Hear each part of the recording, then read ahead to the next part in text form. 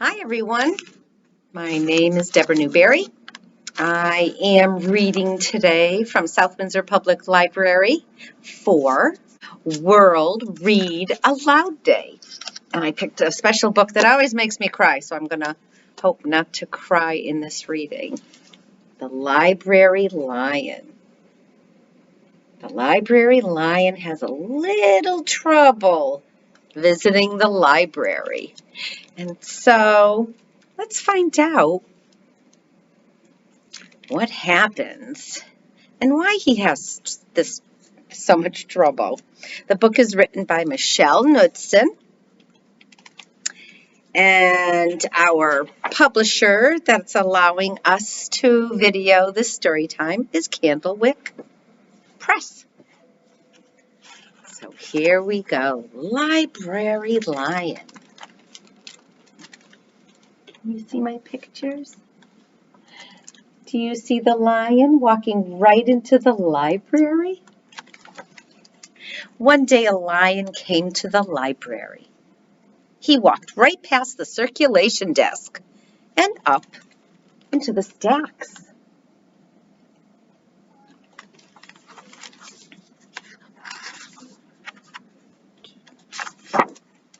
Mr. McBee ran down the hall to the head librarian's office. "Miss Merriweather," he called. "No running," said Miss Merriweather. "But there's a lion," said Mr. McBee. "In the library." "Is he breaking any rules?" asked Miss Merriweather.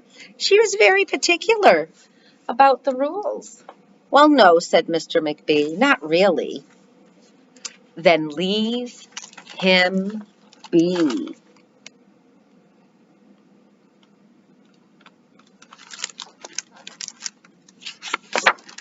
The lion wandered all around the library. He sniffed the card catalog. He rubbed his head against the new book collection. Oh. And then he padded over to the story corner and went to sleep. No one was sure what to do. There weren't any rules about lions in the library.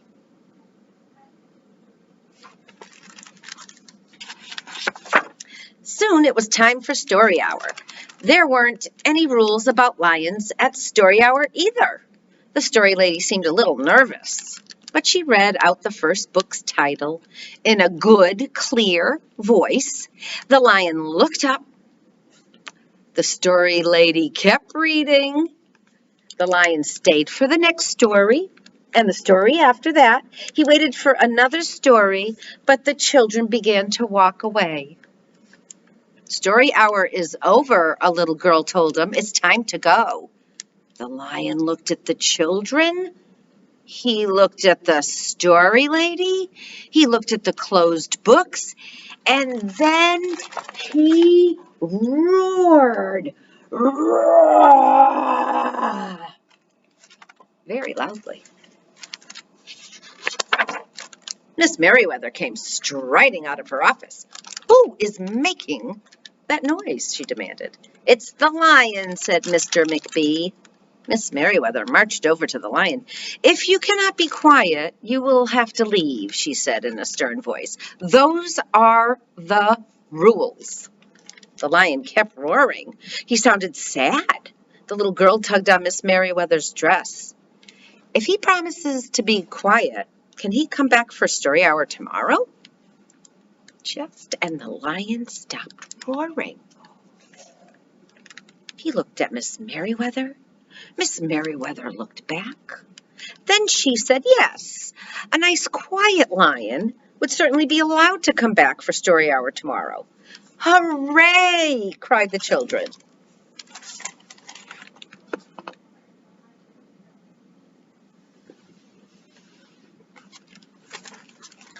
The next day the lion came back.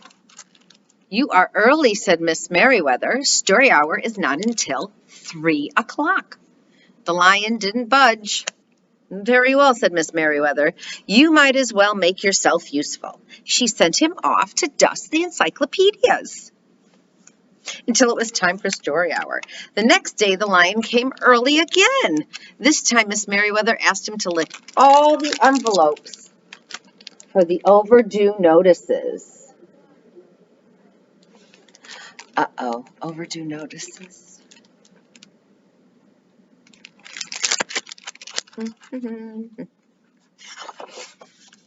Soon the lion began doing things without being asked.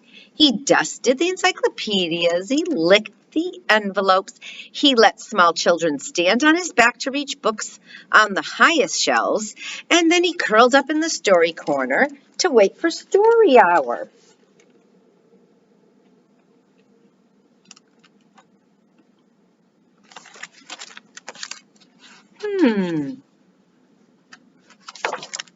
At first, the people in the library were nervous about the lion, but soon they got used to having him around. In fact, he seemed very well suited for the library. His big feet were quiet on the library floor. He made a comfy backrest for the children, and he never roared in the library anymore. What a helpful lion, people said. They patted his soft head as he walked by. How did we ever get along without him? Mr. McBee scowled when he heard that. They had always gotten along fine before. No lions were needed. Lions, he thought, could not understand rules. They did not belong in a library.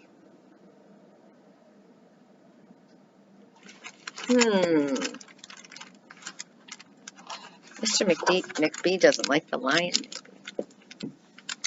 One day after he had dusted all the encyclopedias, licked all the envelopes, helped all the small children, the lion padded down the hall to Miss Merriweather's office to see what else there was that he could do.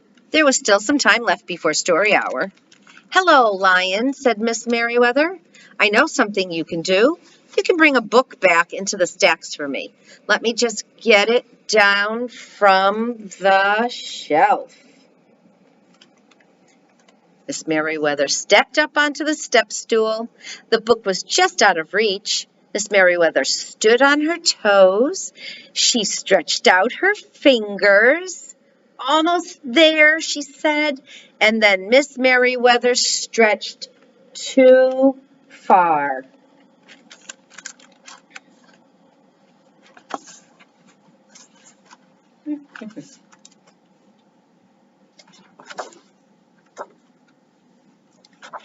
"Ouch," said Miss Merriweather softly.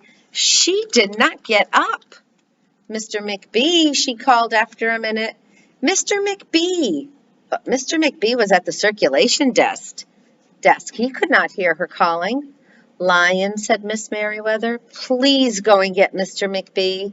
The lion ran down the hall. "No running," said Miss Merriweather.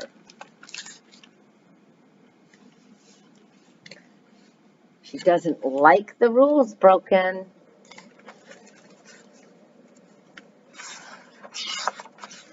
He put his big front paws up on the circulation desk and looked at Mr. McBee. "Go away, Lion," said Mr. McBee. "I'm busy." The lion whined. He pointed his nose down the hall towards Miss Merriweather's office. Mr. McBee ignored him. Finally, the lion did the only thing he could think of. He looked Mr. McBee right in the eye. Then he opened his mouth very wide, and he roared the loudest roar he had ever roared in his life. Roar! Roar! Mr. McBee gasped. "Oh, you're not being quiet," he said to the lion. "You're breaking the rules." Mr. McBee walked down the hall as fast as he could. The lion did not follow him. He had broken the rules. He knew that. He hung his head and walked towards the door. Mr. McBee did not notice. "Miss Merriweather," he called as he walked. "Miss Merriweather, the lion broke the rules. The lion broke the rules."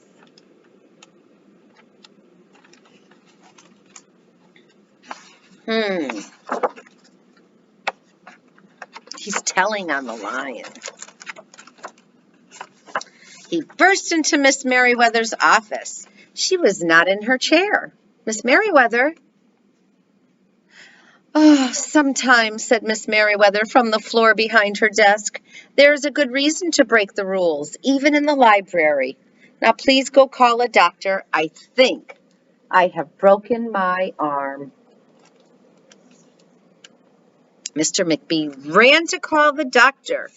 No running, said Miss Merriweather. The next day, things were back to normal. Almost. Miss Merriweather's left arm was in a cast. The doctor had told her not to work too hard. I will have my lion to help me, Miss Merriweather thought, but the lion did not come to the library that morning. At 3 o'clock, Miss Merriweather walked over to the story corner. The story lady was just beginning a story for the children. The lion was not there.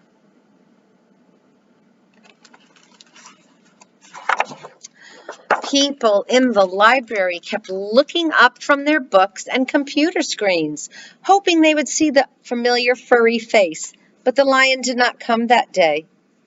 The lion did not come the next day or the day after that. Aw, that's sad. Where is their lion friend? I wonder.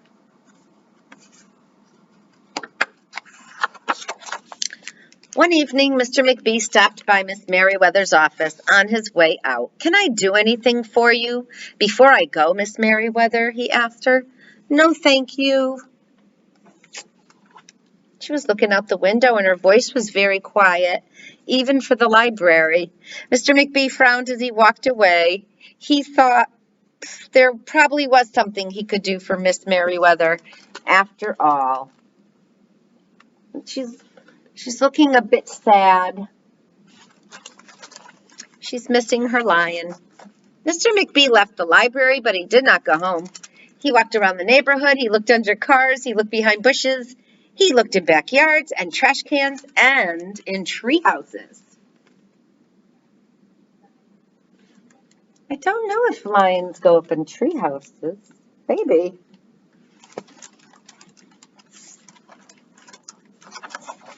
Finally, he circled all the way back to the library. The lion was sitting outside looking in through the glass door. Hello, lion, said Mr. McBee. The lion did not turn around. I thought you might like to know, said Mr. McBee, that there's a new rule at the library. No roaring allowed. Unless you have a very good reason, say if you're trying to help a friend who's been hurt, for example. The lion's ears twitched. He turned around, but Mr. McBee was already walking away.